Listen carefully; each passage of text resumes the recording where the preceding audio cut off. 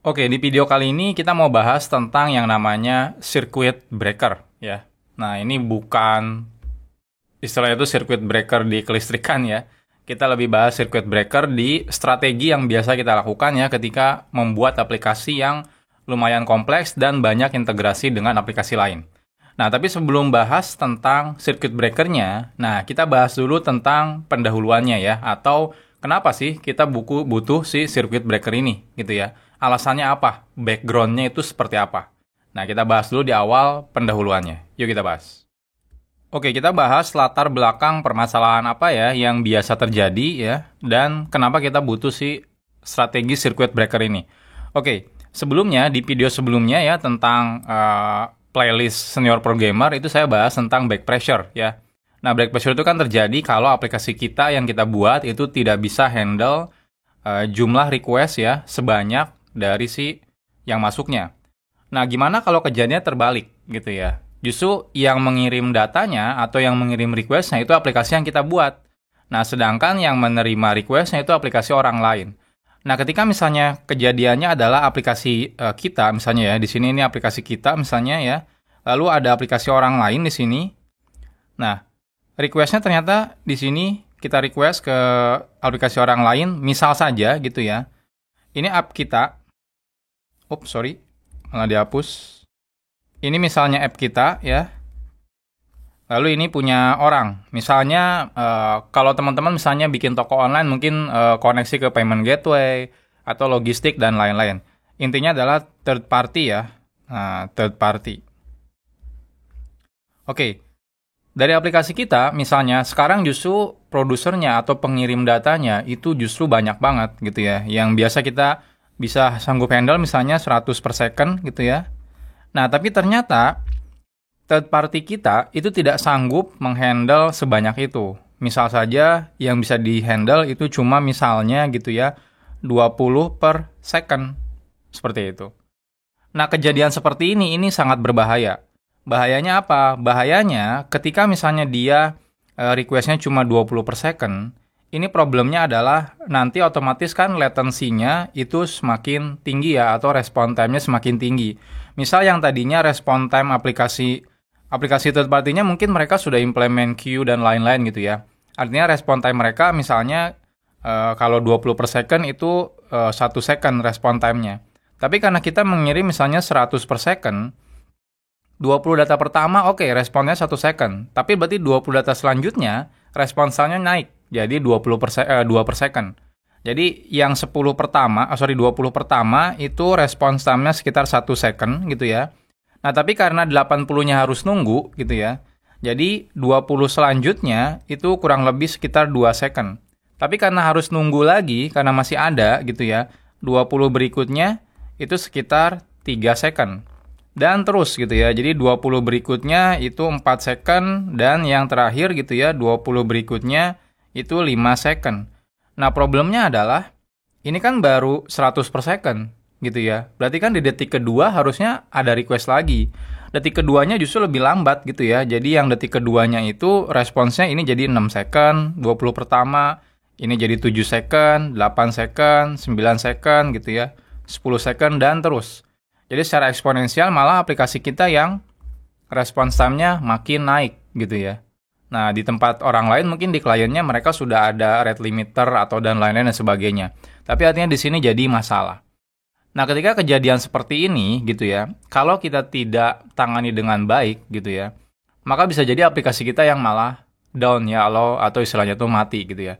Nah, karena masalah seperti inilah, maka kita perlu implementasi yang namanya strategi circuit breaker. Nah, detailnya kita bahas di next chapter-nya.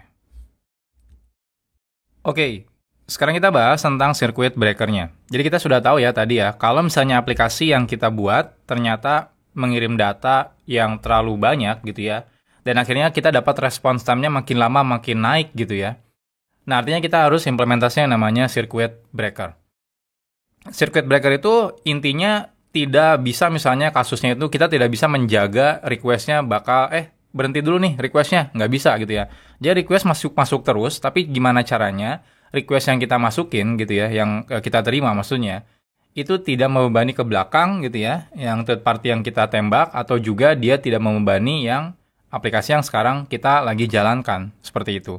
Jadi kasusnya biasanya gitu ya, circuit breaker ini request yang masuk ke aplikasi kita gitu ya, itu tidak bisa tidak bisa dikontrol. Contohnya misalnya dari aplikasi web, aplikasi mobile gitu ya, yang penggunanya user asli gitu ya. Jadi kita nggak bisa kontrol gitu ya. Kita nggak bisa bilang ke orangnya misalnya, berhenti dulu request, nggak bisa gitu ya. Jadi itu pasti request masuk terus. Anggap aja selalu masuk 100 per second. Jadi gimana caranya aplikasi kita biar nggak mati, karena ternyata respon dari belakang makin lama itu malah makin lemot gitu ya responsnya. Dari 1 second terus naik terus. Nah, strategi circuit breaker ini mirip ya, sebenarnya mirip seperti circuit breaker yang ada di rumah-rumah kita gitu ya, di listrik. Jadi ketika misalnya listrik kita misalnya cuma 3.500 watt gitu ya. Nah, dari meterannya. Nah, tiba-tiba kita menyalakan sebuah alat elektronik yang 5.000 watt gitu ya. Artinya kan itu tidak bisa gitu ya. Nah, ketika dia tidak bisa, maka circuit breaker-nya akan terbuka ya. Istilahnya itu adalah open. Nah, ketika terbuka, otomatis semua listrik padam ya, mati ya. Jadi tidak ada aliran listrik lagi. Nah, apa yang dilakukan? Ya kita harus tutup gitu ya, circuit breaker-nya. Jadi simple. Jadi kalau misalnya kasusnya seperti ini, kita tahu misalnya ya, response time dari aplikasi third party ini lama-lama kok makin lemot gitu ya. Nah, kita bisa kasih yang namanya threshold ya. Threshold itu batasannya kira-kira kita terima response time itu berapa second maksimal gitu ya. Anggap aja kita terima maksimal itu misalnya 5 second gitu ya. Nah, ketika third party masih mengembalikan response time-nya misalnya 1 second, kita masih oke. 2 second, kita juga masih oke. Lalu 3 second masih oke, 4 second masih oke, 5 second, nah ini udah di ambang batas threshold kita gitu ya. Nah, ketika 6 second, nah kita tahu kalau ternyata third party-nya udah mulai lemot gitu ya. Dengan kasus seperti ini, maka kita bisa implementasi circuit breaker. Jadi kita akan istilahnya tuh buka si sirkuitnya. Jadi istilahnya tuh yang tadinya circuit breaker gitu ya, tertutup, kita langsung buka sirkuitnya. Ya. Ketika buka, otomatis semua request yang masuk ke third party, otomatis kita di dalam kode program kita langsung kita hentikan. Jadi kita tidak akan kirim ininya gitu ya. Requestnya itu tidak akan dikirim lagi ke third party, melainkan langsung di drop. Ya. Nah, strategi drop ini memang agak tricky ya. Contohnya misalnya, kalau teman-teman misalnya lagi melakukan transaksi gitu ya, tiba-tiba pas ngecek ongkos kirim gitu ya ke logistik ternyata lemot, kita bisa drop. Nah, teman-teman bisa bebas. Bisa ngasih balikan ke usernya misalnya, sistem third party sedang sibuk dan lain-lain itu boleh. Atau misalnya kalau cuma nge-get data, contohnya saya mau nge-get data balance gitu ya, balance dari sebuah e-wallet misalnya gitu ya. Nah, kita bisa balikin, ya udah kita balikin -1 gitu ya. Nanti kita janjian sama tim front end. Kalau balikannya -1 misalnya, artinya dari e-wallet providernya itu tidak dapat data gitu ya. Jadi kita balikan -1, lalu kita hilangkan aja menu e-walletnya. Sesimpel itu misalnya. Jadi kita janjian. Ya jangan sampai dibalikin -1 saldonya gitu ya. Nanti bisa kalap juga nanti usernya.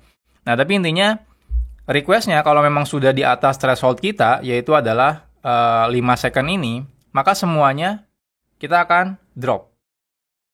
Jadi tidak akan dikirimkan lagi. Untuk apa? Pertanyaannya, kenapa kita drop gitu ya? Kan yang bermasalah sih aplikasi third party-nya, bukan aplikasi kita. Ya justru itu, kalau tidak kita drop, nanti kita harus nunggu response time dari si third party-nya. Semakin lama response time-nya, aplikasi kita akan semakin numpuk antrian untuk membalasnya. Karena kan nunggu si third party-nya. Justru di situ malah berbahaya buat aplikasi kita. Nanti semua data akan numpuk di memori ya, karena ngantri. Nah, problemnya adalah aplikasi third party mungkin nggak mati, justru nanti malah aplikasi kita yang mati, seperti itu. Jadi dengan kita langsung cut saat itu juga, jadi responsnya nggak akan kita simpan di antrian di memorinya. Jadi ketika masuk, oke, circuit breaker-nya lagi dibuka nih, gitu ya. Jadi semua request ke third party akan kita hentikan, jadi langsung balikan responsnya saat itu juga ke kliennya. Jadi tidak ada response time yang naik lagi. Kenapa? Karena kita tahu kalau third party-nya lagi lemot, ya udah kita langsung cut aja saat itu juga. Nah, jadi ini strategi simpelnya ya penjelasannya. Nah, nextnya kita bahas detailnya seperti apa sih? Apakah sesederhana ini? Kapan pertanyaannya kita nutup lagi si circuit breaker-nya gitu ya. Lalu kapan kita mencoba dan lain-lain. Nah, kita bahas di next chapter-nya. Oke, sekarang teman-teman sudah tahu ya tentang circuit breaker-nya. Nah, kita bahas lebih detail tentang cara kerja circuit breaker-nya. Biar kita kebayang ya, kapan harus bukanya, kapan harus tutupnya gitu ya. Ada istilahnya itu setengah terbuka gitu ya. Oke, jadi tadi kan di awal kita tahu ya, kalau strategi pertama itu kan pasti circuit breaker itu statusnya akan nutup ya, atau close. Nah, ketika terjadi masalah, nanti dia statusnya berubah menjadi open gitu ya. Nah, ini kita tambahin dulu di sini. Jadi pertama dia adalah close.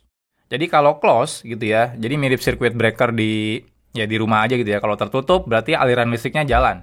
Jadi semua request masih bisa kita kirimkan ke third party kita gitu ya. Nah, tapi gitu ya. Tadi kan ketika misalnya kita implementasi circuit breaker, kita harus tentukan threshold waktunya maksimal berapa lama respon time yang diperbolehkan. Nah, contohnya tadi kan 5 second gitu ya. 5 second. Nah, ini boleh selama berapa gitu ya. Kalau misalnya kita bilang, oke, boleh 5 second, maksimal cuma boleh 10 detik. Artinya kalau ternyata udah lebih dari 10 detik, dia tetap terus-terusan 5 second, maka kita akan berubah dari yang tadinya close menjadi open.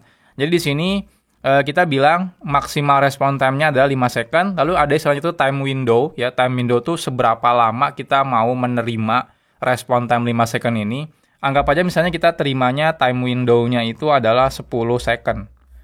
Jadi kalau dalam 10 second gitu ya, respon time-nya di atas 5 second, maka kita akan anggap ini bermasalah gitu ya.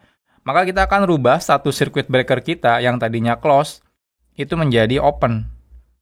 Jadi nanti dia berubah dari close menjadi open, gitu ya. Nah, ketika menjadi open, berarti simple. Semua request-nya itu tidak akan dikirimkan ke third party-nya. Jadi setiap request yang diterima, gitu ya, itu akan langsung di-drop, gitu ya. Bagus-bagus kalau teman-teman punya mekanisme istilahnya itu adalah fallback ya. Fallback itu kita harus tentukan kira-kira kalau kita gagal, misalnya ya, nembak third party ini, kita mau ngapain, gitu ya. Bisa aja mungkin misalnya kita punya backup third party yang kedua gitu ya, itu boleh aja seperti itu. Jadi kalau misalnya third party pertamanya bermasalah, kita langsung fallback ya. Ketika circuit breaker-nya open, kita fallback ke third party yang kedua misalnya. Nah, kita bisa bebas lah kalau implementasi itu ya. Nah, lalu ketika open, nah biasanya kita akan menentukan time window juga ya, seberapa lama itu open. Biasanya, kenapa sih kita harus kasih time window gitu ya, biar ya kita nggak perlu manual gitu ya nutupnya. Jadi kita kasih time window misalnya 60 second time window-nya. Artinya selama 60 second, circuit breaker-nya akan terbuka. Ya, statusnya akan open terus. Jadi semua request-nya tidak akan dikirim ke third party. Nah, setelah 60 second, itu tidak langsung gitu ya ditutup gitu ya. Karena kan yang namanya ini gitu ya, aplikasi punya orang, kita kan nggak tahu apakah mereka masih oke atau enggak nih gitu ya setelah 60 second. Nah, ada status yang namanya itu adalah half open ya. Jadi di sini ada lagi gitu ya. Jadi ini namanya half open. Jadi setelah 60 second dia akan masuk ke half open seperti ini. Nah, half open ini istilahnya itu melakukan percobaan gitu ya. Nah, tadi kan threshold-nya kan sudah jelas ya, jadi harus 5 second respon time-nya. Nah, tapi ketika statusnya itu half open, jadi setengah terbuka gitu ya. Nah, kita tidak mengirimkan semua request-nya. Jadi kalau misalnya ada request 100 per second, kita bisa ambil persentase misalnya. Contohnya kita akan kirim sekitar 10% dari request-nya gitu ya. Jadi misalnya 10% request, kita akan coba gitu ya, kirimkan ke third party-nya. Nah, nanti dari 10% request itu kita akan deteksi. Kalau misalnya selama 10 detik time window-nya gitu ya, response time-nya di bawah 5 second gitu ya, maka baru berarti kita anggap third party-nya sudah oke lagi nih performanya gitu ya. Maka dia akan balik dari half open menjadi close. Nah, jadi ada istilahnya tuh ada warming up-nya ya, ada pemanasannya gitu ya. Jadi ketika open, nggak langsung close. Jadi dari open, coba half open dulu. Jadi kita akan kirim 10% dari request-nya gitu ya. Coba cek, apakah misalnya dia respon time-nya di bawah 5 second. Kalau selama 10 detik misalnya respon time-nya di bawah 5 second, kita anggap bagus gitu ya. Lalu kita akan coba kirimkan ya request-nya kita akan coba tutup si circuit breaker-nya. Jadi dia balik ke close gitu ya, dan otomatis semua request akan masuk 100%. Nah, tapi kalau ternyata ketika statusnya itu half open, tapi ternyata request-nya masih tetap di atas 5 second selama 10 detik, maka dia akan kembali statusnya ke open lagi gitu ya. Jadi akan di-drop lagi semuanya. Nah, jadi ini cara kerja si circuit breaker-nya. Nah, memang kelihatannya kayak kompleks ya, gitu ya.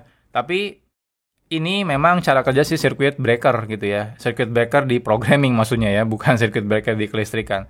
Nah, jadi intinya close dulu gitu ya di awal. Habis itu kalau ada masalah kita open. Nah, tapi ketika misalnya sudah selesai gitu ya, kita tunggu beberapa waktu ya.